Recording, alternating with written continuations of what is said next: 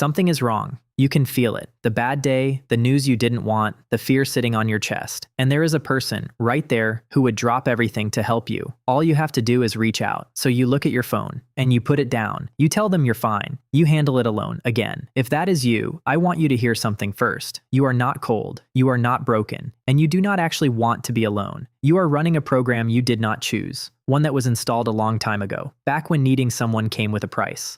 This is the psychology of people who push others away exactly when they need them most. And by the end of this, you are going to understand the machine underneath it, why your mind treats closeness like a threat, and what it costs you every time you choose the armor over the person. I want to be clear about something before we go further. This is not about being an introvert, or needing your space, or valuing your independence. Those are fine. Those are healthy. This is about a specific, painful pattern, where the exact moment you need connection the most is the exact moment you make yourself impossible to reach, where the reaching hand pulls back on its own. If you have ever watched yourself do that and hated it and done it anyway, this is for you.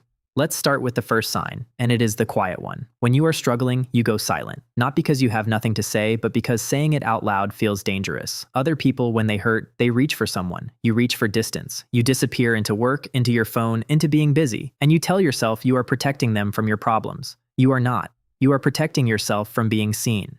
The second sign is stranger. And once you see it, you cannot unsee it. You pick a fight right before you get close. Things are going well. Too well. Someone is getting past your walls, and out of nowhere, you find a reason to be annoyed with them. A tone. A text they took too long to answer. A small thing, blown up into a wall. It feels like they did something wrong. They didn't. Your nervous system just got scared of how much you were starting to care, and it did what it always does. It created distance before the closeness could hurt you. The third sign is the phrase you say more than any other. I'm fine. You say it on autopilot. You say it when you are furious, when you are terrified, when you are falling apart on the inside. I'm fine is not a description. It is a door being closed, gently, so no one hears the lock. And the tragedy is that you have said it so many times that the people who love you have started to believe it. They stop asking. And then you feel alone. And a part of you quietly notes that you were right all along. No one was going to be there. You never let them. The fourth sign feels like a flaw in other people, but it is really about you. Their concern feels like pressure. When someone worries about you, checks on you, wants to take care of you, most people feel warmth. You feel trapped. Their care lands as an expectation, a debt, a thing you now owe them, and some animal part of you wants to bolt. Kindness makes you itch, because if you let it in, you might come to need it. And if you need it, it can be taken away, which leads straight into the fifth sign. You test people. You will never admit this, maybe not even to yourself, but you do it. You pull away a little, and you wait to see if they chase.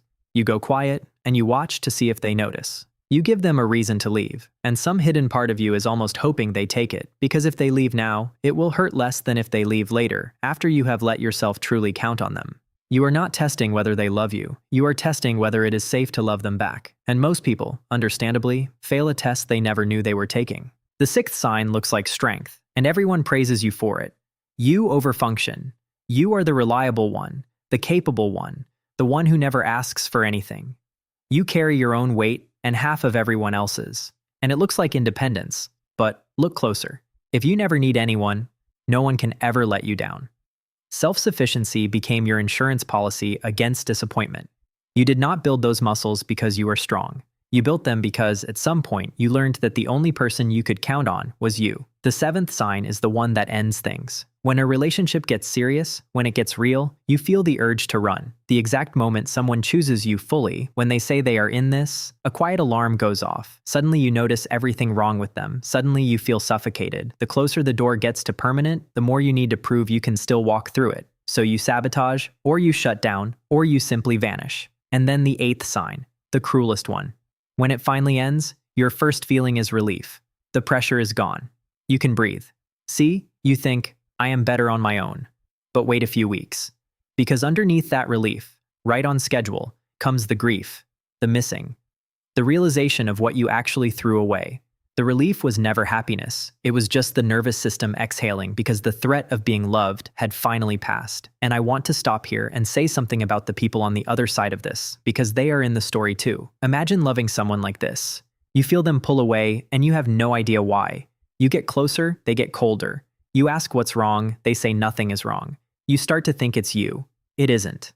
But from the outside, being pushed away looks exactly like not being wanted. That is the quiet damage this pattern does. It doesn't just protect you from love. It slowly convinces the people who love you that they were never really let in, and they weren't. Not because they failed, because the door was locked before they ever arrived. So where does this machine come from? Because you were not born like this. No baby pushes away comfort. This is learned, and psychologists have a name for it: avoidant attachment. Here is what happened. Early on, when you were small and you reached out, needing comfort, needing someone, the response was not there. Maybe a parent was distant or overwhelmed or only showed up when you performed. Maybe reaching out got you ignored or shamed or made things worse. And a child's brain is a brilliant survival machine. It ran the numbers and it learned one devastating lesson: needing people is not safe. Depending on someone is how you get hurt. And we can actually see this being formed. In a famous experiment, psychologists watched babies with their parents in a room, then had the parent leave for a moment, then return. Most babies did the obvious thing. They cried when the parent left, and they reached for comfort when the parent came back. But a certain group of babies did something haunting. When the parent left, they barely reacted, and when the parent came back, they looked away. They played with the toys. They acted like they didn't care. But researchers measured their heart rates, and inside, those babies were in total distress. They were panicking. They just already knew, this young, that showing it would not help. So they had learned to perform not needing anyone. That is not a personality. That is a wound with very good manners. So that brain built a strategy. If I never need anyone, no one can ever abandon me. Psychologists call these deactivating strategies, the mind actively turning down its own need for connection, like turning off a fire alarm so you don't have to hear it scream. And it worked. It got that child through. The tragedy is that the child grew up, the danger passed, and the strategy never got the message. It is still running, decades later, still slamming a door on people who would never have hurt you, still protecting you from a threat that ended a long time ago. And here is the part that reframes everything. The push is not the absence of love. It is the presence of fear. You do not pull away because you don't care. You pull away because you care so much that being close feels like standing at the edge of a cliff. The armor was never hatred of people. It was terror of losing them. So what do you do with this? You do not fix it overnight, and anyone who promises that is lying. But it does soften, and it starts with one thing: catching the moment. The next time you feel that pull to disappear, to say I'm fine, to pick the fight, just notice it. Name it. That's the fear talking, not the truth. You do not have to obey it. You just have to see it. Then, try one small act of letting someone in. Not your whole soul. Just a crack. Text the person back before you overthink it. Say the honest thing instead of the safe thing. Let one person see one real feeling. It will feel dangerous. Your body will scream that you are making a mistake. You are not. You are teaching an old alarm system that the world is different now. One small, terrifying, ordinary moment at a time. Because here is the truth underneath all of it. The walls that kept the child alive are now keeping the adult alone, and the people you push away in your hardest moments are almost always the ones who would have stayed. You were never unlovable. You were just guarding a door so carefully that you forgot you were allowed to open it. You are allowed to open it. If any of this felt like it was written about you, it wasn't.